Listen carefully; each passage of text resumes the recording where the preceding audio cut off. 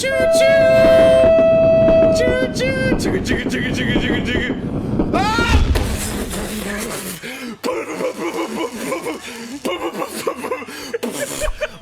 are dead! Yeah, I brought this up before when I was doing the podcast with Better Name Pending that you can literally go on the Glassdoor website for Digital Extremes right now, look at every single review, and the one most common thing you'll find in the negative section of each review is DE has bad management. That's the one thing you'll notice right away. So it's either that they literally have no one out there directing what exactly it is they should prioritize on, even though they know what they work on. They know what they should work on, but they don't know what to do first. Or like that one example of when the changes to excavators first came out, where they said, "Yeah, we're gonna make health and shield scale," and then they didn't, which happened because D. Glenn literally tested it for like 20 minutes. He got input from like 5 players, and he put into the game, and it ruined it for everyone else. It's either okay. So what I'm trying to say is that their management is either so bad that that's the reason why they just can't seem to focus on anything, or whatever pool of players they're listening to is so minuscule or out of the loop of what everyone else wants that D is just listening to them, assuming it's the word, and just putting it into the game. That's my opinion. Yeah, I've spoken about this a lot as well. I'm going to lean towards the latter because management, sure, you can read this and read that. You weren't there, to be completely fair. You weren't there. You haven't worked at DE. You don't know for a fact. It's probably true if you read it some official websites and whatnot about the bad management. But just to be fair, you don't know for sure, right? What you do know for sure, though, however, is that DE does silly things like ask Twitter, which invites a bunch of people, including people that don't even fucking play Warframe, right? Bingo. What they want them to focus on. And then they go through... I was so baffled. Not even super mad or anything, but just that like, confused the shit out of me when they what fucking. Are you doing, honey? When they put out that poll on Twitter asking players what they want, I'm like, okay, that's cool, but have you considered, putting it into the game?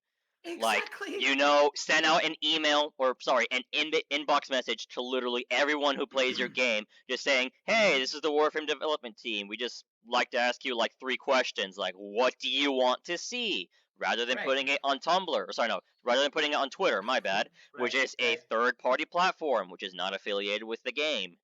Yep, exactly my Makes point. no sense. And then the next step, they released, which isn't bad, that's good for transparency, but still it just underlined the whole mess. They released the responses that they got, and number 1 was fucking content. Well, duh, no shit, Sherlock. But what does that mean? So they asked this large pool of players, which is thankfully not a bad idea, number 2 right? was just fix the game. Was it? I thought it was skins or some shit. No. Like the biggest word that they put out, it was like more content, but the second biggest right below that was like just fix the game. All right. Well, then on a good note, the other survey that they did more recently, where they actually asked, then it really showed that just fix the core game opposed to adding new things. That seemed to be prevalent in that survey, which is good, and it was the better option. But it's still kind of, it just underlines the, I guess, the suspicion of us players with that have a bit of a big picture perspective, right? That DE is listening to the wrong pool of people too much, apparently. You know what I mean? So, random question, because I've brought this up on Twitter before, and I'm still not sure if it's a thing, but does D offer, like, test servers or anything to partners or anyone else? I can't speak for anyone else, but I haven't ever heard of anything like that. Because I've always wondered, why the fuck don't they do that? Like, I understand, like, back when like when the game like first came out and they posted like on an almost like weekly basis on the design council forums, like asking like, hey, you guys want to name this, or hey, what do you guys think the next Warframe should be? That was dope. But nowadays they don't really do anything with the fucking design council anymore, and I'm out here thinking, why don't they try giving that same treatment to the partner program? Like, literally just out of the entire pool of like 100 plus partners we have, pick like 20 at random, maybe like 20 for PC, 10 for like PS4 and Xbox, and like 5 for Switch, and just say, Yeah. okay, guys, we're gonna give you access to like a test account to pre-release content. Play it around for a bit. Don't make videos yet. Just play around for a little bit. Obviously, yeah. Send us feedback. Then when we give you the okay, post a video. Give us more of your thoughts, etc. Cool. Why don't they do that? Yeah, I mean, I guess for one, when it comes to partners, we're still, even if they go random 50 partners or whatever, it doesn't matter. It's still a relatively small pool of players, just practically speaking. But generally speaking, just utilizing the partners more would definitely benefit them. If nothing else, then at least for gathering information, because like I've said this in videos too. I think it was actually in the partner video that us partners, we can very easily filter and compartmentalize this vast pool of players, aka the community, right? Which would benefit DE a lot if they would actually use that for that exact purpose. Now, when it comes to testing things, that I would like that if they would somehow, which they have spoken about a little bit here and there, do different play testing, because whatever they're doing now is not enough. Example, Steve himself said that the number of people, without specifying who those people Sorry, say that again. Steve said what? to iron out the masses of bugs that can happen and whatnot. Sure, whatever, fine. But things like Limbo instantly within an hour becoming the go-to meta for this current event, for example, that is something that, had they asked their partners, had they just described the event to the partners, or let one single person who actually plays the game playtest that, they would have known that right from the get-go, and they could have limited Limbo from the beginning, right? Which would have kind of eased the blow, I guess, because when you get used to it, you're like, oh, hey guys, look, check this out. Dozens of videos were already posted. Here's the meta, blah, blah, blah. And people get used to it, and they start using that. And then as a response, D's like, oh, wait, well, hold up. We don't like it when you play our design like that. That's not okay. We're going to limit it. That just sucks. And it's a shitty move, and it looks kind of shite. But it's so blatantly obvious that anybody who plays the game with an active brain would have seen that coming from a mile away. You know what I mean? So it kind of baffles me that they didn't see this coming, which tells me that apparently either DE themselves don't really play the game, in their off time, which I get, but then it's a little bit irresponsible for them to not rely on feedback from people who actually do. You know what I mean? Basically. Yeah, so I don't know. It's all so strange, and I don't understand anymore. I don't know what DE wants anymore. I don't know which direction they want to go with Warframe anymore. Do they want to be a freaking mobile game? Then just have the balls and tell us that that's the direction you're going. Then I can jump ship right now, because I'm not having it, and that's a-okay. There's nothing wrong with that. If they want to turn into a battle royale somewhere down the line, then okay, have the balls to tell us. No. Fuck I'm no. just saying. I prefer. Okay, it's just like with a bad relationship. That's kind of what Warframe is right now to players. It's a bad, abusive relationship. You kind of want to leave. You're being abused within the relationship and whatnot. You're getting your ass whooped every goddamn day and whatever. But every once in a while, you have some bomb ass sex, and you're like, "Wow, this actually isn't so bad. Maybe we can get used to it." And it goes back to being shitty 4 days later. Yeah. But in general, you want to leave, but you just you're hesitant to do so. You know what I mean? That's kind of what it feels like. And I would be rather nice. I would rather Warframe become a mobile game than another fucking battle royale, because then I would have absolutely no problem just quitting too. No, if anything, I would feel bad if Warframe actually goes in the direction of a fucking mobile game. I would feel bad for people who make money making content of this game. Mm-hmm. I would actually feel bad. Like, yeah, they can't leave. They have to deal with this shit. Mm-hmm. Damn. Yeah. But what I'm getting at is, if it would be, if there is some sort of a direction that they're not telling us, right? I think it would be much, much healthier for everyone involved if they just spit it out. You know what I mean? Just be like, this is the direction. This is the when we players come up with some idea, we're like, hey, DE, look, how about, I don't know, let's say raids for an example, any example, doesn't matter. Insert random topic here. Hey, DE, how about this? Would this be cool? Internally, they might be like, no fucking way. But they say to us, it's something we could look at. What does that even mean? Does that mean, is it soon? Is it going to be never? Is it going to be sometime? What does that mean? Just, if there's something you already know isn't going to happen, just tell us. And then we can move on and focus on other shit. from my experience and from a few words that Tribiro said before, when they say it's something we can look at, it usually translates to, we're going to look at what you're saying, talk about it, put it into the game, but change it so it's not really what you wanted. Which is what, for like, first example I can think of right off the top of my head, I was literally just minding my own fucking business on Twitter when I put out, hey guys, when I get back home, I'm going to start working on a Vauban rework guide. What's his? I'm forgetting what his name was. God damn it. Scott. Yeah, I don't know how I forgot his name. Scott. He fucking comes out of nowhere, even though I've never fucking pinged him on Twitter beforehand. He's like, "Hey, send it to me when you're done." I'm like, "Holy fucking shit! D wants to see this." Yeah. I'm like, "This is amazing." And for my fucking god, that was one of the rare few instances where the entire time I was making a video, I was pumped because I'm like, oh my god, D's gonna watch this finally. Years of fucking begging about the payoff. I put it out, and Scott was like, holy shit, this is like almost an hour long. I'm gonna grab a fucking beer. And he basically said, yeah, what you said is basically pretty similar to what we had, minus a few things, but otherwise, yeah, it's pretty good. I'm like, fucking thank you. And then I waited for the rework to come out, and Bounce was still in the game. I'm like, what?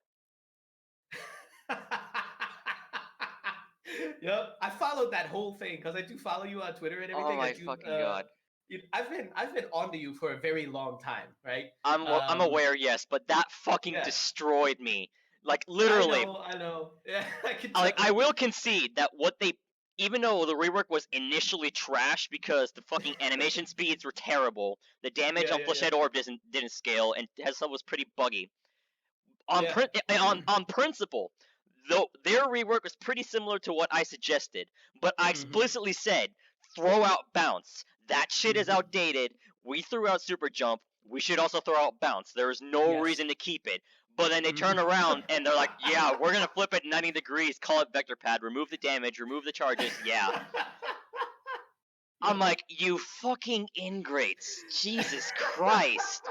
That triggered the hell out of me too. And I cannot speak much on Vauban. I get him, sorta, I guess, okay. But I have no intention whatsoever of ever maining him or whatever. I don't enjoy playing him all that much, and that's A-okay. He's a good frame, though. And ever since then, I literally just took my pocket knife and I etched, like, on the top side of my screen of my laptop, never again.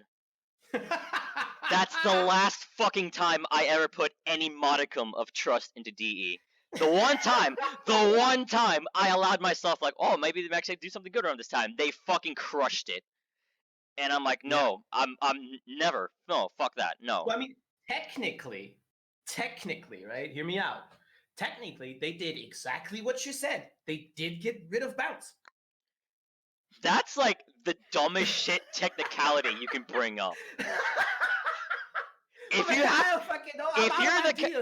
you have to say technically, or if you have to preface any statement or sentence with the word technically, you're an asshole. I'm sorry.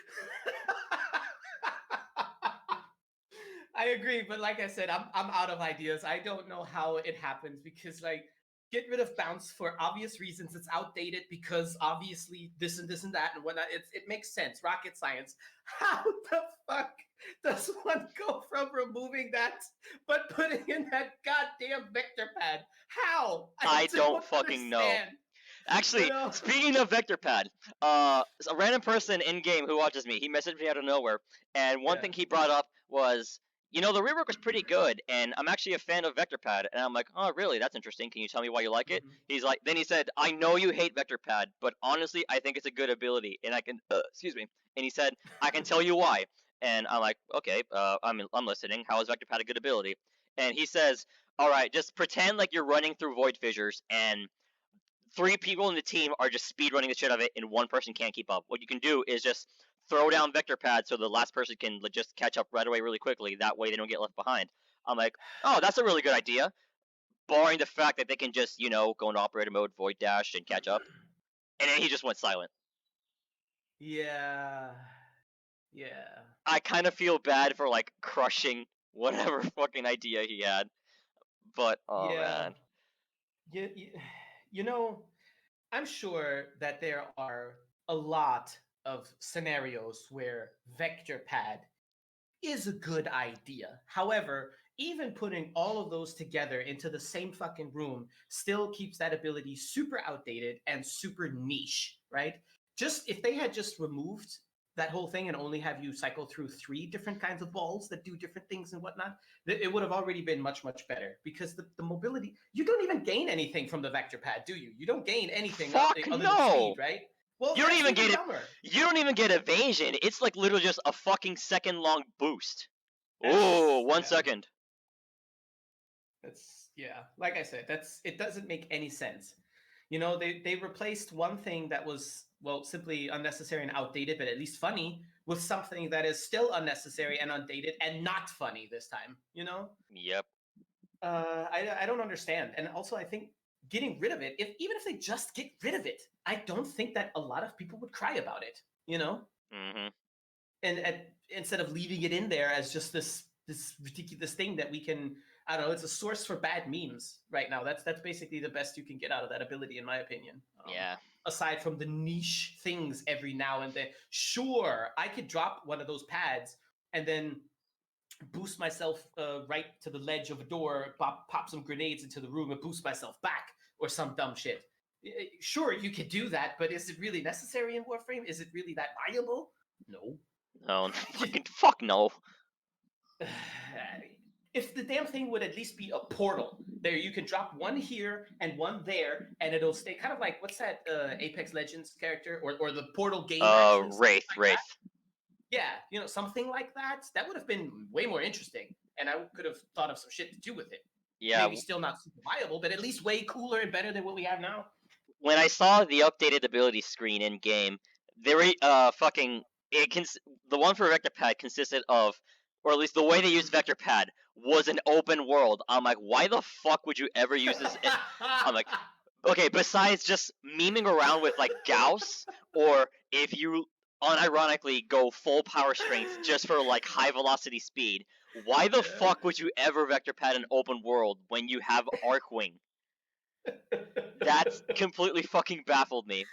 Exactly. So I'm like, so it got me here thinking, okay, so a mobility ability would be fine in principle, but the way you can make it useful for open world instead of making it a flat boost of speed, how about you just make it, you throw one grenade here, you arcwing somewhere else, throw a grenade there, it creates the portal with no cooldown but a set duration, like a long one, let's say 5 minutes or so, that portals you back and forth. That way, in case you want to hunt Eidolons, you can get from one side to the other relatively quickly, even though it doesn't fucking matter because we have Arcwing, whatever the fuck.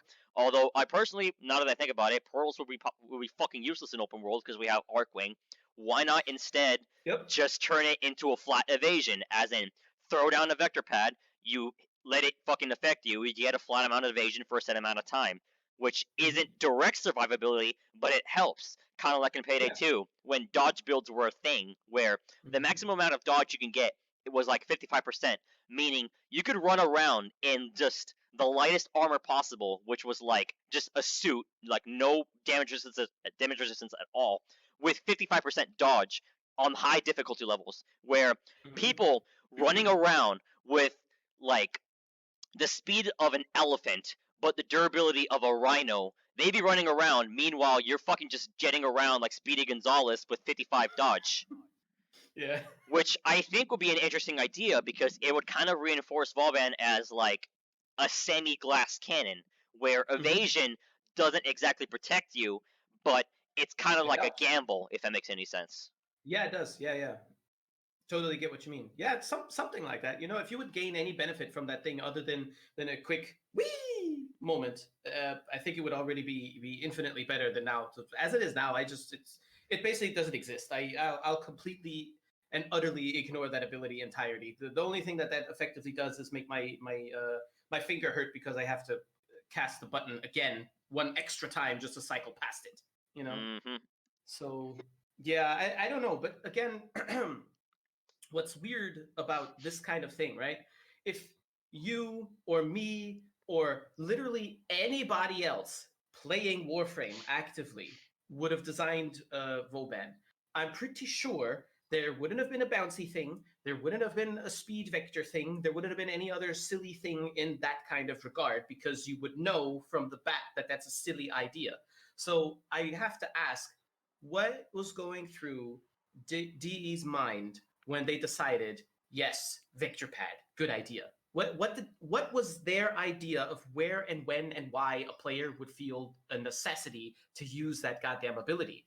I Okay. cannot possibly imagine that they found some sort of viable reason to actually do so. According to Sabuchi, DE said on a stream before that because they think quote unquote fun abilities are okay. I'm like, so why doesn't every Warframe have a quote unquote fun ability? Sure, sure, but no. Mm-mm. No, I can't get behind that. Sure, it's okay for Warframes to have a fun ability. That's okay. And if if you counter that with why doesn't every Warframe have it? Well, does every Warframe need to have a fun ability? Like, look at Sarah. Does she really need a fun ability to replace the abilities that she has? I wouldn't say so. I think she's a-okay the way she is, or Mag, or whatever. It doesn't matter. Pressing 4 repeatedly itself is fun. What are you talking about? What Warframe did I just mention that presses 4 repeatedly? Saren. All right, let me rephrase. Playing a Warframe as intended and not like a retard.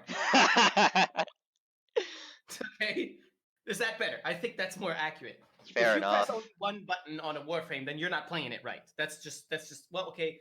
You might be playing it right for you, but it's very, very limited, boo boo. There is a whole ocean of things out there for you to do that is beyond your comprehension. I get it. It's okay. Have fun.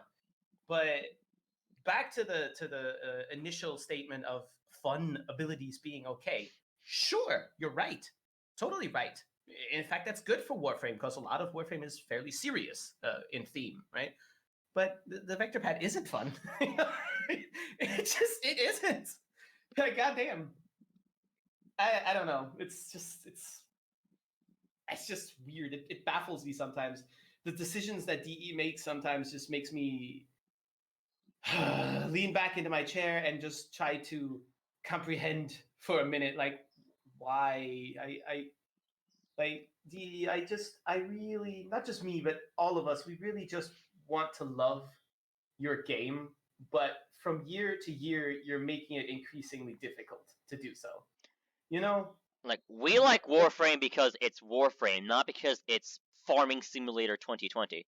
Because if I wanted to farm, I would go play Stardew Valley, or I would go play Animal Crossing, games which handle farming and similar things way better than Warframe ever has. If I wanted a compelling storyline, I would just go back to Final Fantasy XIV, because again, there's a shitload of stuff I haven't done yet. If I wanted just a quote-unquote hardcore action experience, I would just go fucking play Rainbow Six Siege. I don't fucking know. Whatever Warframe wants to be, it's not even the best at that, so I don't know why Warframe can't just be Warframe. Exactly. Yeah, exactly. And it would appear that DE has kind of lost touch of that. It very much seems like the game doesn't know what it wants to be anymore. And it's just, I don't know, kind of weird. I think as a general rule of thumb, what DE could totally pull off, without having to be super scared of losing their player base, because Warframe has a crazy player base, right? In a good way, actually. It's a curse and a gift at the same time. Yep. Right? The Warframe community, what I mean by that is the Warframe community is stupid loyal. Like, they will follow you to the bone, right? No, to hell and back, right? Many, or the bulk of players, right? They will defend the dumbest shit. You can even feel that as a content creator, right? But it's also a curse, because the second you're talking about something that isn't Warframe related, nobody gives a shit anymore. So it's kind of like a double-edged sword with that. And I think that DE, with a player base like that, and also with the state of the game and the decisions that they've been making and how we feel and how they feel, I think that they can very much afford stopping every process in the company that is dealing with adding new shit to the game. Stop all of that. Put a pin in it for now. Look at what you already have on the goddamn table and fix that first. And fixing doesn't mean get rid of bugs. Also that, sure, if there are any, Real Jack Cough, for example. Fix the bugs. try to revamp some things. Like on streams, I've been quite big on talking about extermination 2.0, basically, looking at our core gameplay things, our core missions, and maybe making them a little bit more up to date. I almost want to say, like capture mission is a really nice example that I like to make. So us Tenno we're like some sort of an authority, apparently, right? The Lotus or whoever. It seems like we decide who's good and who is bad. So we seem to be some sort of an authority. So we get set on a mission to go capture some sort of a individual, right? How is it in any game viable, just looking at the mission, to rush in there with basically zero resistance because they're just meat bags, zero resistance, find that target, blast them with grenades and all kinds of shit, effectively killing him, right? And then waving your hand over him a little bit and they disappear into thin air and you never hear of them again. Well, how is that a capture mission? Why can't it be more than that? More substance, like an actual arrest, just Yeah, Uber. they should give us an interrogation minigame. By fucking God, I said exactly that on a stream. Yes. That would be amazing. Yep. You should have the option to skip. See, here's another thing, right? Warframe has suggested multiple choice. You remember with the War Within when you had to decide what you're going to do and you either tilted toward neutral, bad, or good? Yeah, they still haven't done shit with that yet. That was the first and only time ever. So Yep. Decision, they're just making decisions. Okay, so let's say I go into this capture mission.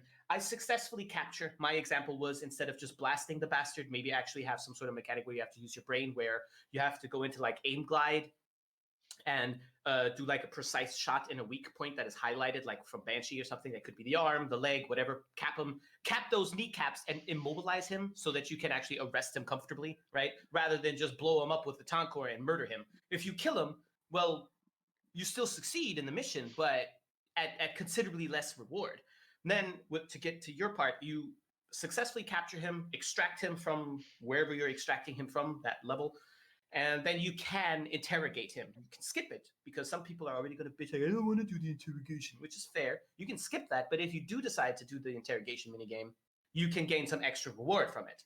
What that reward might be is a different topic. I'm just saying, just the construct of that would be so much richer and more engaging and more fun, ultimately, too, than what we have now. Because we don't have any relevant missions right now. We really don't. Yeah, more interactive enemies would be a godsend, in my opinion. Like, kind of going back to what I was saying earlier about raids and stuff. I would kill to get raids back, but with bosses that force you to actually think about what warframes your squad takes, rather than just, all right, everyone take Trinity and Inaros. Because one of the things again, kind of going back to Final Fantasy XIV, one of the things I kind of admire about the way it handles boss fights and dungeons is that it kind of like silently teaches you the learning curve in the background as you level up. Like, the lower level dungeons, I mean, obviously they're at your level, so they're gonna feel a little bit challenging because they deal like reasonable amounts of damage and shit. But at lower levels, the final bosses, they're usually pretty simple. It's usually like just basic, just attack the tank. They might spawn like an additional mob or some shit like that. It doesn't get harder than that. The higher level dungeons is when you actually start to notice and learn shit. Like, the boss has a specific action it can do that you can interrupt if you notice it. There's some actions you can interrupt, and there's some actions you can't. But if you interrupt it, you can technically mitigate how much damage your entire party takes. Or, there are some attacks that you can't dodge, like, at all. So it would behoove you to ask your healer, if they haven't already, to put a shield on you so you can avoid or mitigate taking damage. There are some bosses that make it so they mark like one or more players, meaning that you either have to group up with them to reduce the amount of damage you take, or they have to get away from you because they're about to take AoE damage, and if they're grouped up with you, they might potentially kill the entire party. Or, there's a quick time event right now. I should probably learn it before I try doing this dungeon on a harder difficulty. It teaches you that as it introduces more and newer mechanics as you level up, and that's one thing I really admire, because yes, it is a game that will eat up your fucking time, but if you do put in the time, it will kind of at least do its best to teach you.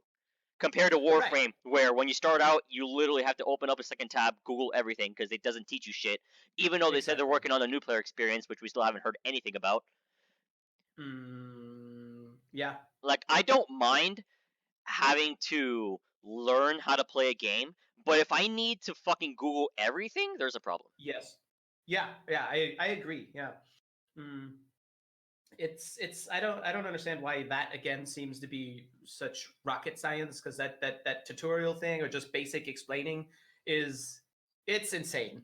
It truly is insane. It was also one of the main things that turned me off to Railjack when it first hit, because it really made me it infuriated me a little bit that I was basically introduced to a system with absolutely zero information as to how it works. And I could not be bothered to read a wiki for days before I could understand how it all works, right? I just recently, because I do remember that they introduced some more quick tips and whatnot, I just recently bothered again with looking at my Railjack and seeing if I can max anything now or whatever, which is another story in and of itself, because the whole new shit that you have to farm just to get your Railjack on point is ridiculous. I'm sick and tired of Warframe introducing a new game mode, which is fine. That's good. I'm glad that they do more aspects, and that's great. That's super.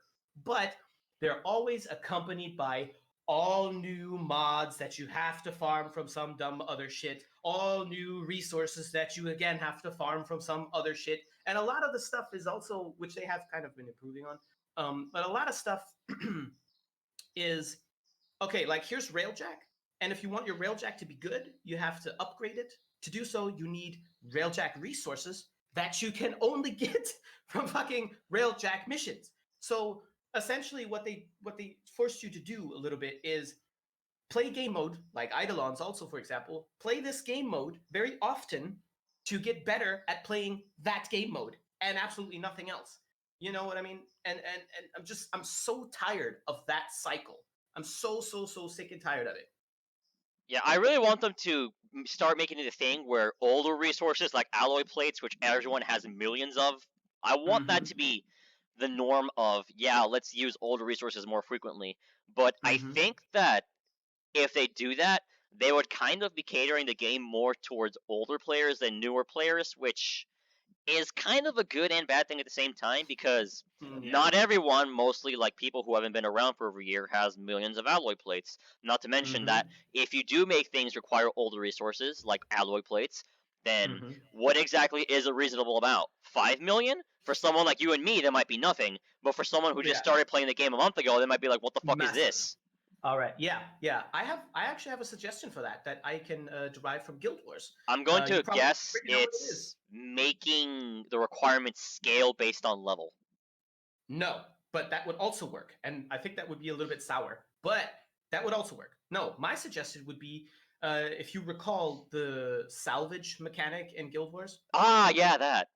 Imagine it, because that bears no difference to if you're a new player or an old ass veteran or whatever. If you have 5 million, I don't know, let's say endo or whatever, or just 10, it doesn't matter. If you can salvage the item, like just do something else with it within the game, then you would already, or like convert it into other things that you might need, then it wouldn't hurt as much for us playing 4 hours of fucking survival, which is a bit of an accomplishment, I guess, you know, depending on how you look at it, and getting 5,000 plastids for it. You know, like what am I going to do with 5,000 plastids? I already have 900 million essentially. You know, what am I going to do with that? But if you could salvage these resources and do something else with them, whatever, anything else, then I think that it would really help with the economy in the game. Of course, that couldn't be the only change. It would have to be accompanied by a couple of other tweaks and just kind of make a nice, neat system that works relevant to each other everywhere. You know what I mean?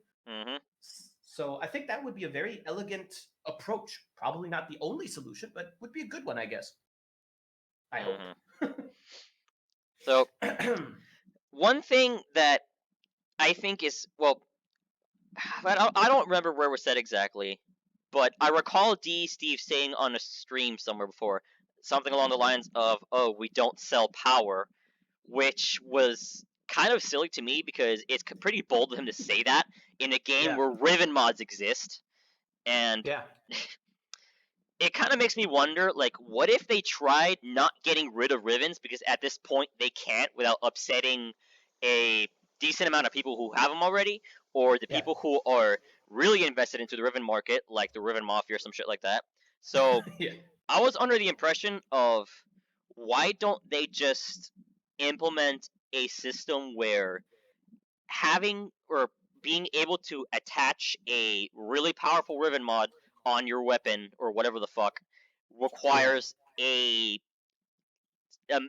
considerable amount of resources and or some luck, Yeah. which probably sounds like a terrible idea because I'm mostly getting this kind of from Final Fantasy XIV. Again, fucking awesome game, but at the same time, Yeah.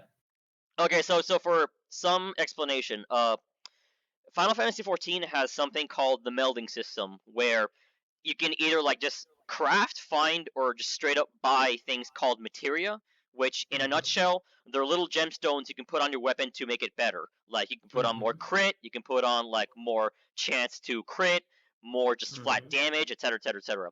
But every single weapon has a specific amount of slots open. Like for example, so there are some weapons that can't slot materia at all, meaning you can't enhance it at all. There are some weapons that you can only put in 2. There are some Yeah. weapons that they have like only 2 slots open, but they have something called advanced melding open. What that means Mhm. is that technically there's only 2 slots open. However, you have the ability to put on more than 2 because there are 3 hidden slots that the game doesn't tell you about.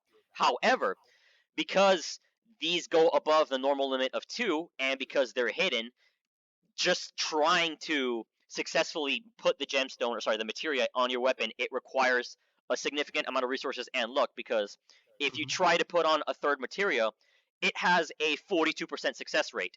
And if you Mhm. fail, you lose the materia and you have to pay to try again. The fourth Mhm. time, if the third time is successful, your success rate is like 23%, and it has a higher Mhm. resource requirement. The fifth Mhm. attempt, which is also the last one, it has like, I want to say like a 1% success rate and a higher fucking resource requirement, which basically Yeah. means yes, you can technically make your weapon stupid powerful. However, to get there, you'll have to put in some amount of effort in the form of resources, unless you're blindly Mhm. lucky, in which case, good for you. You don't just get to Yeah. buy something flat out and say, "Oh, I'm overpowered now." This is something where Mhm. you can, yeah, I actually put a significant amount of resources into this. Therefore, Mhm. I, on some level, deserve to have this, rather than just me just waiting to get a 75% platinum discount, buying like $100 worth of platinum, hopping on trade chat, and buying like the latest fucking pangolin sword Riven. I don't know. Mhm. Yeah, yeah, and any kind of a system like that would probably benefit Warframe. Just to take a step back, I guess, a more bit of a big picture perspective, because I notice often when people, not just content creators, but just generally people bring ideas forward, that they're often greeted with reluctance, like no, no, no, no. Like you mentioning, for example, Final Fantasy. There are going to be people out there, probably even watching this right now, saying, Rahetalius, you're out of your fucking mind. Warframe isn't Final Fantasy and it's not supposed to be. Or, geez, oh, fuck you and your damn Guild Wars. This isn't Guild Wars. Go play something else. That kind of stuff. Listen, nobody's trying to say that Warframe needs to become those games. We're just saying, Warframe, listen here, DE, look at how these other games are handling the same problems that you have and how elegant they have solutions, and maybe get inspired by it, right? So, And I that's mean, kind of the Warframe, funny thing. Like, people are yeah. like, this is Warframe, this shouldn't be X other game. When literally the past 3 updates have been Warframe getting inspired by other shit. Like, like, Yeah. the Parazon was ripped directly from that fucking, like, shank USB stick from Robocop. Railjack is like, Yep. yeah, Railjack is like a pretty fucking generic spaceship simulator shooter, whatever the fuck. The Yeah. Lich system they explicitly said was inspired by Shadows of Mordor, but it's not even a good Mhm. inspiration. It's Yeah. like, yeah, that's fine, but this other thing, no, we can't have that. Yeah, yeah. That's fine being inspired and whatnot. That's a okay. No, nobody's gonna cry and bitch about that. That's fine. They should get inspired by different things. But it's kind of weird that they seem to be how do you say that they seem to be they grab the wrong things from these systems. They try to, it's like they snatch it up, right? They kind of grasp the core, and then in trying to make it warframey, right? They fuck it up.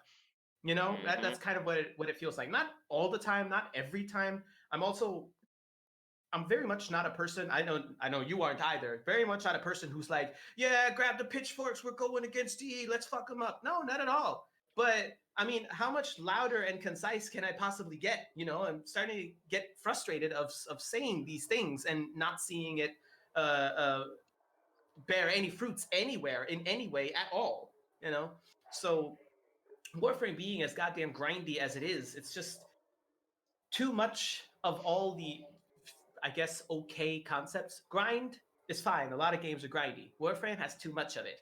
RNG, a lot of games have RNG. Warframe has too goddamn much RNG. You know, it's just I don't know. There's no sense of gains for effort, like I always like to call it. You know. Daily reminder that they added Natane extract to the game when absolutely fucking nobody asked for it. Mm-hmm. Mm-hmm. And although it's a good thing that they changed it from, oh, you can only get 4 per day, and they only drop from randomly fucking generated alerts, meaning if you're asleep, fuck you. I'm glad they changed that to Nightwave now, which makes more sense, but it took them, like, what, only 3 years? Yeah. I mean, a reasonable amount of time, I'd say. Amusing. Indeed. That's see, there we go. We've cracked the shell. You just said it's amusing. That's where the entertainment is. Yeah, the entertainment, like Better Name Pending would say, relies on just fucking making fun of the game. We play Warframe, we don't play Warframe to have fun. We play so we can just shit on how bad the game is. Yeah, this is why channels like Quite Shy, Better Name Pending, Mr. Warframe Guy, this is why these guys are so massively successful, because they don't really make any not as much things like, oh, you know, how to this, how to that, or whatever, you know, explaining the game. You know, everybody's contributing their own something to the game. They're just like, haha, look at this shit, you know? And they have like an endless pool of that stuff too. So, I don't know, man. It's like an unironic No Man's Sky. Yeah, honestly. Sad, but kind of true. I really don't understand what the deal is, you know? Nobody plays the game. Why do you think everyone worships Pablo, including myself? Yes, fair. Damn, man, Pablo really did make some waves. It's kind of weird that, I mean, to be fair, Pablo did also just introduce a really dope ass rework and whatnot, which, you know, people are going to jizz all over anyways. But for the first time, well, not necessarily the first time, but it was one of the first times in a long while that some sort of an idea sprouted from DE that felt like it came from a player, you know? And I think that kind of shows with Pablo. I think Pablo actually does actively play the game in his off time as well. And I mean, I can't blame DE for not playing the game in their off time, because I mean, who wants to take their work home with them? I totally get that. But kind of dumb question, but what exactly are you referring to by player-inspired rework from Pablo? Saren. Way back when. Oh, Saren. Back when Saren was very much just well, not actually, but more press 4 than now. I gotcha. Where the mechanic of combining her 3 abilities with her 4 was a little bit like still hidden, and like nobody really did it because what for? And then he was like, "Hey, let's rework Saren." Everybody panicked, and then the thing that was actually introduced in the game was really well rounded and had really nice synergies and was just overall better. Mm-hmm. Yeah, so that felt like an idea that came from someone who actually plays. And that hadn't been a thing in a long while up until then, I feel. I mean, maybe it's just me, I don't know. But the idea that D doesn't exactly play their own game, it's kind of reinforced by, in case you've forgotten already, let me remind you that once upon a time, or actually, not once upon a time, fucking Nova's Null Star ability, it actually gave damage reduction. It's just nobody knew about it because D never said anything or even mentioned it in the tooltip section. I want to say it was Brozheim who first pointed out, hey, this ability gives damage reduction, just D hasn't literally said anything about it. Yeah. Yeah, I remember that too. Somebody, this was, I think, about 2.5 years ago or something, when my server was born. very early on in that, I don't know, first week or so, someone was like, haha, hey, yo, Jizo, something. We were just, having a conversation. It was like, yeah, bro, like the damage reduction from Nova. And I was like, I'm not gonna lie, I was like all cocky and shit. I was like, there's no such thing as damage reduction. No, what are you talking about? And he's like, yeah, no, the Lone Star thing, that does damage reduction. I was like, bullshit, And I went in game and looked for it, and of course it wasn't anywhere to be found. I was like, nah. And then I actually had to look up the wiki, and lo and behold, there it stood, damage reduction. I was like, son of a bitch, why is this not in the game? That's so significant. Can we just start a petition to make it so to actually officially and actually incorporate the wiki in game, since we spend so much fucking time on it anyway? Can we just do that? Can we do it like in Guild Wars, where you can actually link directly to the goddamn wiki? Thank you. Can we do it like Final Fantasy XIV, where literally every single time you load up the game, the first thing that pops up on your chat window is, would you like to open up the official Final Fantasy XIV Lodestone website? Yep. No, we can't. Wait, we got to take that back. We can't do that, because if that was introduced, watch, you will have to farm some dumb shit in some weird event for 6 weeks before you can actually access it. You know what? No, implement a Google into the game where you can ask any question and gain information on anything in the game, just like the wiki right now, but delete the actual wiki, right? And the only way you can access the information is if you grind for it. That would be the dumbest thing they could ever do. Like, I understand. But it would be so Warframe. Yeah, I understand the idea of the game is farm simulator, but why the fuck would you ever lock off knowledge? Why would you ever do that? The only game I can think of that's done something on that level of retardation is that one fucking parkour shooter that failed, that I think you might be familiar with, called Brink, that came out years ago. Oh god, yeah. Brink. Yeah, I remember. Yeah. Besides Brink just being a terribly designed game with really noticeably significantly bad bugs, one huge reason why it was a fucking shit show was because you had to grind for the ability to rebalance teams. Because, newsflash, team balance wasn't a thing right away. You had to unlock that shit. And you know how you unlock that shit? By playing the game for literally hundreds of hours. Ooh, god damn. Yeah, no, fuck that. If you have to make me work for something basic as looking something up or just rebalancing the fucking game, count me out. You should not lock off basic shit at all. Never. If it's power, sure, put that behind the grind wall. I'll work for it so I can become powerful. But something basic, no, I'm just not gonna play. Yeah, absolutely. But like I said, if they would implement that, it would somehow have something to do with grind. So we got to take that back, leave it away, leave the wiki where it is, and leave Warframe the way it is. Don't fuck with that, because like I'm calling it right now, it would have something to do with grind. Mm-hmm. Ridiculous. If they actually do that, I'm done. Yeah, I mean, oh my fucking god. I don't think anybody could blame you, really. I really. DevStream 204. Hey guys, so we decided to incorporate a new official source for information and other things for Warframe called the Central Codex, which is an upgraded version of the Codex. To first unlock the Central Codex, you have to be at least Master Rank 20. Watch Twitch chat explode. Oh god. Yeah, I think they'd set fire to themselves doing that. Yeah. But I mean, thank goodness that's just, for one, it's a hypothetical fun thing to think about that is hopefully never ever going to happen. And two, it was sprouted in sarcasm, so I doubt it. But just, yeah, generally it would be nice if Warframe as a game would have more information in it, because it's it's fine that not every little tidbit of info can be put into the game. That's fine, and I guess understandable. But there's a ridiculous void of information in the game. Like, for example, back in the day, the damage reduction Nova, which could have been just as simple as a slip up.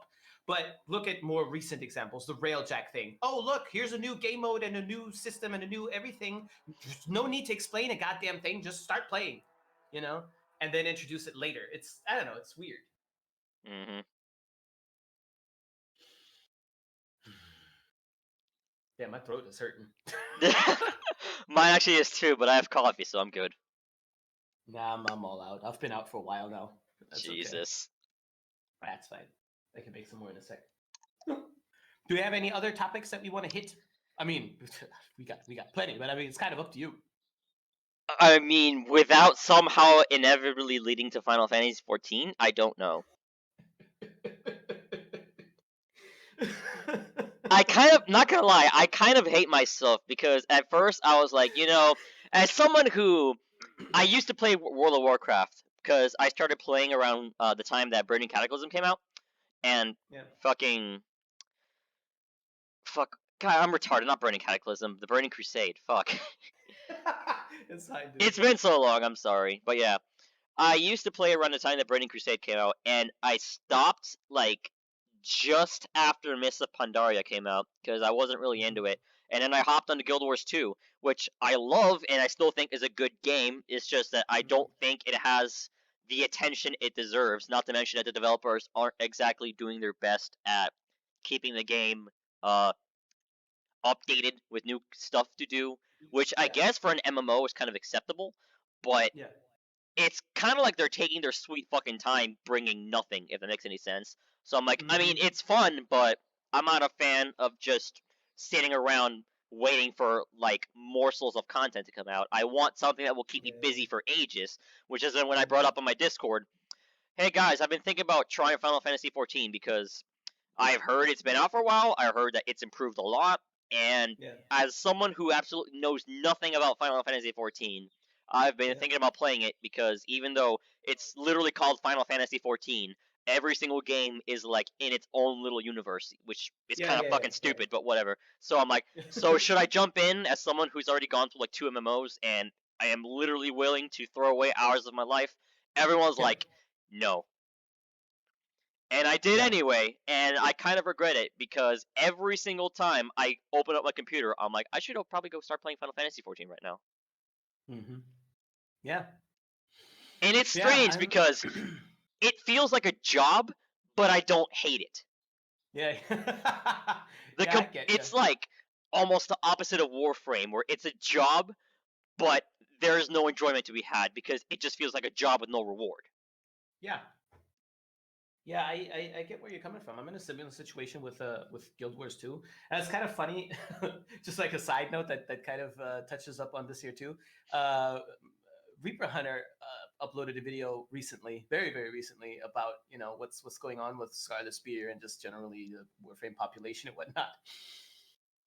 And it's also funny. He addressed the people. Maybe you've heard these comments too. Man, if you bitch about the game all this much, why don't you just go play something else? That dumb shit. And he's like, I am playing something else. Exactly. And Reaper, he's just like, also just for everyone who says go play something else. Well, whoop-de-doo. Guess what? Everybody is playing something else. Rahetalius has been seen in Final Fantasy. That's the only place he hangs out. Jizo's been playing Guild Wars. Magamu's playing Apex. This and that. And he just made this list. I'm like, God, he's right. That's just it's kind of sad, He's so right though. It's so valid.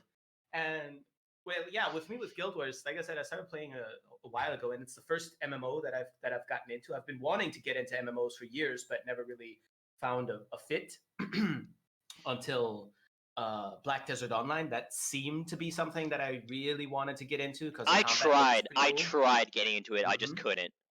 Yeah, same. It's so fucking complex and just it's a mess. Like, do you remember when ArcAge first came out and everyone's like, "Oh my god, a fucking free-to-play sandbox MMO like game. This is amazing." And then it went pay to play. Sorry, no, pay to win, and everyone would just jump ship. It was so sad. Yeah, I kind of caught that on the side. I jumped into it for a little bit too, and I didn't like it and just yeeted, but yeah. And well, with Guild Wars, I luckily had someone holding my hand with that, and just kind of like, okay, look, this is how it works, which was a tremendous help, especially for my noob ass since it was my first MMO. And so far, it's just been really enjoyable. Obviously, any game that's not like super dog shit is going to be enjoyable for a new player, but I've already noticed something that's kind of neat. I grab my character and I start out as a little shit that can't do jack shit, and you level all the way up to your level 80, and then you open those elite specializations and whatnot. Out of curiosity, what class did you pick? Necromancer, Asura Necromancer. And you mean Reaper. Fucking engineer? No, Necromancer. Oh, That's no, that's my bad. the No, my death bad. magic. No, I thought you said Necromancer, like fucking Borderlands. I'm like, No, what? no, necromancer, Oh, okay, necromancer, okay. and later specialized into reaper. And then so you have this journey. You have a pretty clear goal. You want to reach that level 80, which will have all of your abilities unlocked and all of that stuff and all those good things. And then you get your elite specialization that gives you like the access to the great sword, and you have this new animation. Your shroud gets replaced with this bigger, better Uber Bankai mode and shit like that. And you would think, if you compare that to Warframe, you've acquired that power, now the game is over. But with Guild Wars, the show goes on because you actually have more than enough places, like an abundance of places to go and use that power on, right? Yeah. And I enjoy that quite a bit. Aside from that, even if hypothetically, let's say, I've made every class there is and maxed them out with everything there is to be had. I've just for shits and giggles exploited the fashion, or explored rather the fashion area, and I have every race essentially have my fashion and also max and all that. And I wouldn't have anything to do in game in terms of like story, map exploration, all that. Imagining I had completed all of that, then you're still left with the PvP. And I don't know if you've been into PvP in Guild Wars, but there's the one mode. This is the only one I'm familiar with so far. It's just called Conquest, I think. And I've been playing that with my friend a lot lately, and it's so fun. I can log on to Guild Wars and I can make a choice. Do I want to go to high level? Do I want to max a character? Do I want to explore the map? Do I want to do this or that? Or do I want to leave the entire game aside and just play a little bit PvP and still get reward? And the best thing that I think about that is that no matter which one of these directions you choose to go, the rewards that you get are decent, they're fair, right? But more importantly, they're relevant to the rest of the fucking game, which you do not have in Warframe, for example, right? You do PvP in Warframe and you get PvP mods. Great. Wonderful. Aside from the fact that PvP in Warframe is dog shit, but that's a different People story. play PvP in Warframe? Listen, on stream, just for shits and giggles, I jumped into a match and there were actually people in there. Wow. Yeah, and I did murder most of them, I think, because I just cheese it, because I know how it works. You take a freaking flamethrower in there and you win. By default, you win. You set them ablaze, you set them on fire, and then they die around the corner. That's it. That's the PvP experience in Warframe. Makes sense. So, yeah. And I feel that's also one of the problems that Warframe just has, is that you acquire this power and then you don't have anything to do with it. And then in a bit more closer look, you have these different systems that all don't really have much to do with each other. Fortuna and the plains and all of these areas, like there's like the only incentive that you have to go to those places is either things that reoccur like eidolons, right? Or something that you have to grind one time, like Garuda and Gara and those things. But once you've done that, there's really there's nothing that tugs you back to there. Mm-hmm. It's just, I don't know. It's a weird, strange design. Yeah. I don't really, I don't even really understand how we've gotten to this point. On the topic of being tugged back to previous areas, Final Fantasy XIV has a really good way of getting people to go back to older areas, where they have this thing that resets every single day called duty roulettes, which basically makes it so there's a whole bunch of things you can queue up for. Like, you can queue up for a random boss fight that you've unlocked and beaten. You can queue up for a random level 50, 60, or 70 dungeon. You can queue up for a completely random dungeon that you've unlocked that can be any level from like 12 to 8, all the way up to 80, or you can queue up for the actual a random mainline storyline quest. And what that will do is that that will obviously put you in queue for what you want, but if you complete that duty roulette, you get a ridiculous amount of experience. Like, I'm talking like, based on what you do, anywhere from 300,000 all the way up to like 13 million. Damn. And this is before experience bonuses, by the way. If you're below level 70, that amount gets increased by like 100%. And if you have a food bonus, on you, that increases by 3% more. And if you queue up as a class that is in need, like a tank or a healer, that gets increased even more. Meaning it's possible to hit level 80 just by replaying old content and by playing things that people need, like tanks or healers. It's possible. It takes time, but you can do it. Yeah, yeah. Which I guess the general idea behind there is some variety as well. Which you have a choice to do either this or that. Which brings up a really interesting idea of, hey, let's say you play a tank like Dark Knight and you want to hit the level cap, which is 80. There's a whole bunch of ways you can go about that. You can either play dungeons near your level over and over and over, each of which gives you like a few million experience when you're done, but they don't take that much time usually. Or you can play the last mainline story quest of the base game with like 7 other people, and it takes a while to complete because there's a bunch of unskippable cutscenes. But when you complete it, it gives you a shitload of experience. Yeah. So it comes down to, you want to just do a whole bunch of fast stuff, or you want to just go all the way to like fucking long haul. Yeah. All right, hold up. I got a thing, because I believe this morning I watched your newest video where you mentioned the mentor program, a mentor thing. Yes. Okay. Yeah. I think what you just mentioned, right? This idea with giving incentive to go back to older content, and you have a number of things to queue up for. I think that you could really, really well merge that with your mentor program idea.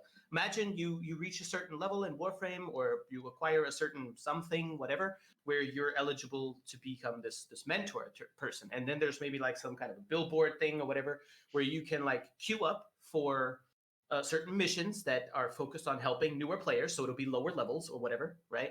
And depending on what frame or what kind of a role you play within that thing, you could gain bonus, as in maybe XP or God knows what. I don't want to get too detailed into it, but just like a general idea that might be doable, because Warframe players seem to like to help, so why not give them a platform and a reason to actually do so, or some kind of a means of a thank you.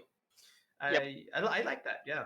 But the funny thing is that I would say most of the time when a new player asks for help, it's mostly just a question. It's not really, hey, can someone help me clear X planet? Because the star chart overall is relatively simple, unless you're under geared as hell. So most of the time, a mentor program, I think, will literally just be answering questions rather than actually helping people run through the game. Maybe unless like somebody is trying to do an Eidolon or something, but they don't have a clan or any people to play with, I could see that happening. But otherwise, I imagine a mentor program in Warframe would literally just mostly be ask me anything. Yeah. I'm fairly sure it would strongly lean towards questions as well, because I've been since I've been playing Warframe, I've also been looking into the region chat. I pop up in region chat regularly too, the EU region chat, just for shits and giggles. I do that randomly over here too. Right, and you can tell that a lot of people are leaning toward asking simple questions more than, can you help me with this? Can you tax me here? Can you tax me there? So there's obviously a need for these questions, and yeah, I don't know. I think that if you would do some sort of a mentor kind of program thing, that it would always include physically jumping in and assisting someone in missions, but it would mainly probably lean towards the just basically information, right? Regardless, I think that with the idea that you mentioned before, that you could merge that, you could make it happen, have a platform or a means for both. Maybe not easily, but I'm sure there's some sort of a solution there. I mean, why not? It can't possibly hurt, I like it. Yeah, that would be really dope. I'd like that too. I mean, there's another thing that I not mentioned, but noticed. I was just thinking about this the other day for a video that I wanted to make. When I was a new player in Warframe, and I was undergeared, and I was really hopeless, and just this was my first couple of weeks of playing. I at some point hit Eris, and I remember that Eris for me was a bitch to complete. I thought about it. Why is it so difficult for me to complete? Why do I hate Eris? And it dawned on me when the Kuva Fortress hit as well, because Eris and the Kuva Fortress have something in common, and I hate both of those areas for the same reasons. and that's the way the tile sets are structured. They limit your mobility, and the better you are at mobility, the better you can navigate those things, right? Whereas opposed to something like Earth has way more larger scale rooms and stuff like that, something where mobility isn't, you can just run straight forward and you'll be a-okay. And there aren't a lot of things where you can get stuck or get confused or anything like that, because everything's nice and open and clear and concise and whatnot. So the level design, just standing alone, is already somehow geared towards better players, right? To an extent, at least. Somebody at some point at DE must have thought, let's make this place more complex to make it a bitch to navigate, because more skilled players by the time they reach this level should be met with some sort of a challenge. I kind of forgot the point that I was originally going to make with that. Let me think. Maybe I'll come back. Maybe I'll remember in a minute. But yeah, There was an interview I've read in the past where D said something along the lines of Warframe will always be, or Warframe will essentially be in eternal beta. And we see that as a good thing, because that essentially means that we can always improve and adapt in regards to how we want the game to flow and how the players perceive the game. And I don't think that's a bad idea, because there are examples of a game being in quote-unquote perpetual beta, like Firefall, when it was an open beta, which I was a part of. It was fucking amazing, and I missed that game to pieces. But when the game officially came out, they had absolutely no fucking clue what direction to take the game compared to when they were in beta. Like update 1.1 came out, it's like, it's okay, but it could be better. Update 1.2 came out, people were getting fucking pissed because just like random shit and just poorly developed shit was getting thrown in, and people just eventually started losing interest and leaving because they're like, yeah, we don't fucking know what this game is. Compared to Warframe, which I don't think Warframe has such a big issue of where the fuck do we go like Firefall did years ago. But the thing is, if Warframe is designed to be an eternal beta, you have to cater to some kind of player base. Like, if you just cater to the casuals and make Warframe like the most fucking casual MMO-esque game that exists, then people who are willing to literally sit down and play for hours on end, they're not really gonna feel at home here, because if we can complete all the shit you give us in like 2 hours, that doesn't exactly feel, well, in my opinion, that wouldn't feel enjoyable or fulfilling. On the opposite side, if they cater the game to the hardcore people, like bring back raids but make them like a lot more intricate and challenging, or introduce something that requires the player to like actually think about the type of gear they take to a mission, that would potentially lock out the people who just want to play and have a good time, or who only have like 5 hours per week to burn. They might get left out. Like, I can't play anymore because I either can't put together the time to learn this, or because I don't want to put the time together to learn this because I just want to have fun. I shouldn't have to learn how to have fun, etc., etc., etc. So the question is, does DE want their game to cater to like the people who want to hardcore play it, the people who just want to pick it up, play for a bit, then put it back, or everyone in general? Because I don't think there is a compromise. I really don't. That's just me, though. I don't feel that compromise either. And as a little message to DE, which I've mentioned also quite often, I know that they're Canadian and super friendly and all that, but in all honesty, in some cases, it's healthy to say fuck them. You know, you talking about casual players and whatnot, and how they might be left behind if they cater to high level gameplay, which I get in my comment section a little bit too, that people, when I mentioned what could Endgame look like, for example, blah blah and whatnot, there are some people in the comment section that will throw that, yeah, but if you make it too hard for veterans, then the casual players will be left behind. At that point, the casual players, with all due respect, fuck y'all. You have plenty of content to play and enjoy, and that is appropriate for your level. And there's plenty of things to do in Warframe, especially for weekend warriors, because if you can only play on the weekend, Warframe will drag out for ages, right? But that doesn't mean, especially not when we suggest these end game ideas and higher difficulty level and blah blah, we're not saying replace everything with more difficult shit. No, but provide a space with more difficult shit. And if you want to go to that space, but you can't because you suck, or because you're dyslexic and can't seem to read wiki, or because you don't have the time because you actually have a life, unlike many of us, right? Then that's your problem. You know, play the other stuff. You don't. The way that you could do that and keep it fair, though, by the way, is you cannot lock something behind only that end game stuff. You know, sure, the veterans will rejoice. They'll hit that and they'll get all the good shit, so to speak. And then the casuals, they just can't reach it. It's out of their reach, literally. That would be unfair. But you would have to somehow, I don't know. Let's say you would have another the next galaxy, right? We would open up the next galaxy in for Warframe, and then the level would like start off like the first level from the new galaxy starting level would be 100, right? That wouldn't affect a single fucking noob in the game.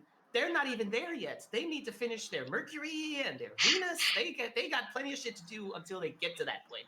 And when they do, that's also the thing that a lot of casual players seem to forget. Once they get to that veteran status, then they will start to feel our pain as well. And then they will notice, oh shit, they were right, you know? So the new galaxy, first level, first planet, whatever, would start at level 100, for example. And the rewards that you would get there would be way more efficient or something than what you got before. I don't know, like let's say because so many people have bonus for stupid ribbons, a guaranteed ribbon for X, or maybe even a special uber super duper umbra ribbon or something that I'm wouldn't just gonna drop it. ruin. I'm just gonna drop it right here. I still But think Rivens were a fucking mistake. I do too. I do Because too. I was honestly, on board with the ribbon idea if at first at least because go ahead, yeah. in my opinion, just because Rivens exist, the idea of an endgame is kind of limited. Because if they make it like based on enemy difficulty, that can kind of be circumvented. Because if you have the platinum to fork over a really good Riven mod, like for a Corinth or for an Exergus or for a Zenistar, you can quote unquote cheese the game by one-shotting enemies, and out goes the window any idea you had about difficulty. But if you make it so Rivens can't be used or Rivens are disabled in this quote unquote end game, then people might be pissed off. Like, so I have this, but I can't use this in the supposedly difficult area of Warframe. What kind of shit is that? And they can't Yeah. exactly just say, yeah, never mind, Rivens are getting deleted now, because, again, they've been around for so long, it would just feel off to delete them right now. Right. Okay. Well, as a I guess we could call it a counter Oh, my throat argument. hurts. It's same, but I don't have coronavirus, my throat just hurts. Fuck. Lies, flies. No, but as a counter argument, I guess. For one, ribbons are not as necessary as people hype them up to be. I recently went into a 4-hour-ish survival with a dual Karis. I think there was no goddamn ribbon on it. I didn't even really pay all that much attention to how I built it. I think it just did crit and viral or something. And I was mowing down level 4,000 enemies, right, without a ribbon. So with the Riven, I would probably still be mowing down, let's say, level 5 or 6,000. Well, who gives a shit? It doesn't matter. If you strip armor, if you know how to strip armor, which also isn't rocket science, then the enemy level and having a Riven or not becomes irrelevant anyway, right? Secondly, when we're talking about difficulty, of course, we can't just talk about the enemy level being 100. That's because, like I said, you can mow down level 4,000 or 9,000 or 9,999 enemies if you use the right setups, right? So that's not where difficulty can come from. But the enemy AI, their behavior, their units, and what they force you to do and how you are forced to adapt to the game, that's where the difficulty can come in. Riven won't matter if you have one or not. If you buy the best Riven, if you could fill out all mod slots with Rivens, if you're an idiot compared to the enemy, they'll still kill you, you know? So I think that's not much of a problem. But back to Rivens even being introduced into the game was a horrible mistake. At first they said it was to give the weapons that aren't being used as much a fighting chance versus the current meta weapons at the time, which was like Boltor Prime, Soma Prime, etc., etc. A fighting chance against those things, right? And then Riven mods hit the market, hit the game, and what started to happen? We saw fucking Soma Rivens, Boltor Rivens, and Toncore Rivens. And I was like, why? You know? So yeah, that's where the whole thing went sour, I feel, because it essentially did nothing. Yeah. Absolutely nothing for the balance of the game. The weapons that were weak are stronger but still weak. The weapons that were stronger are even stronger but still strong. You know, it did nothing essentially. Yeah, So it basically increased everything by 11. mhm, Emphasis on everything. yeah, exactly. I agree. So yeah, I don't know. And now with the recent changes with armor scaling and all that stuff, which was a much needed change, but again, the game overall has become easier now, which again kind of makes it much more necessary to have a proper end game and maybe look at AI because level ain't it. You know, it can't be just level or only level. You know, it can't be that because it's irrelevant. If you can Random go ahead. question, but have you seen that leak that went around a while back of supposedly a Chondrix mod set or whatever the fuck? Oh God, I think did Tater make a video about it? I think I Yeah, he peeked did. into it He for a did. short. He Yeah, did. yeah, yeah. What was the, refresh my memory? What was that all about? So apparently someone leaked onto like the fucking Warframe section of 4chan of a supposedly unreleased set of mods which are, well, no one fucking knows if they're coming soon, but supposedly they're like a Chondrix set or some shit. Yeah, I might be able to look it up real quick because I haven't really seen the video in a while, so I don't remember the exact details of it. yeah. Okay, I'll do the same because all I need is like a picture so I know what it was about. Um, Like, if it's another set of mods that are side grades, like amalgams, I think I would be okay with that. But supposedly, they're going to be the amalgam. They're going to be like another amalgam like set, but instead of for regular mods, supposedly they're going to be for corrupted mods. And honestly, I don't know how I feel about that. yeah, I have Tater's video open right now. Just have it paused on where he shows some of these mods. You know, honestly, I aside from the fact of what kind of mod it is, the fact that Warframe is still introducing new mods now in the bulk that they are is a little bit rage inducing. Like, how many more goddamn mods do we need? At Really, some we point, have. in my opinion, at some point they're gonna have to expand slots because only 8 slots, not including an Exilus or Stance, only Mhm. 8 slots for a shitload of mods. You're insane. Yep, I agree. They introduce a lot of variety into the game. That's fair. That's also a good thing, I'd say. But you can't really utilize it as much because you're super limited, which you have to be, obviously. But I feel like that could also be an end game reward, for example, opening up another weapon slot, for example, or you know, shit like that, to a maximum of 10 opposed to right now 8, and things like that could be something to look at. But just generally, there's so many mods, and the vast majority of them are never used because they're either super niche or just useless, or they pale in comparison to any other mod setup that they either need to get removed or maybe converted into actual weapon parts that you can mount onto weapons, for example, just to get rid of the mod space and have a different space for that shit, because it's too much. And I'm also not a fan of these goddamn sets. I don't know. I remember Scott when he first talked about it. He was really excited about it, and I kind of understood where they were going with that. But when it was in the game, I felt more limited by those sets than anything. You know, because in order to get the full bang for your buck, you needed the full set. But using the full set often entailed a very specific build on a Warframe, regardless of that build being a sensible thing or not. You know, and I didn't like that. So these being new mods for one, please no, right? Secondly, being some sort of a set bonus shit, I'm like, please fucking no. Thirdly, being a set bonus against Saintians, I'm like, no, come on. I don't want it. I don't. To be fair, uh, the amalgam set mods, they don't really have a set bonus like Gladiator or Augur or other mod sets do. Yeah, But the one thing that, although I'm kind of fine with amalgam mods, the one thing I don't like is that they're marketed as a side grade when in yeah. reality they're almost a 100% upgrade. Like, Mhm. for example, fucking amalgam organ shatter. it's 85% critical damage increase and 60% increase to heavy attack windup speed. Yes, Yep. it's technically less critical damage given, but if you have a heavy More attack build, DPS. that technically increases your DPS. Exactly. Yep. Fucking Amalgam Serration. It's 155% damage and 25% sprint speed. Yes, it is technically less damage given, but it makes you faster. And guess what? That's useful for running around and avoiding damage that isn't hit scan.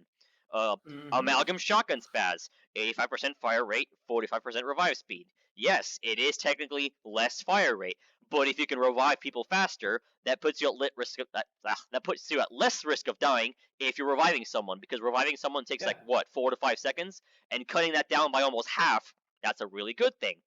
Yeah. Yeah. Exactly. Yeah. I don't know. Just generally, we have too many mods. Yeah. Regardless of what they do, it's too many. And hearing more, maybe possibly coming to the game is frustrating. Plus, we already know how they're going to be introduced to the game. Some sort of fucking grind. Watch it be related to either an event, right? We got the next event coming in March. It's past March. Not March. May.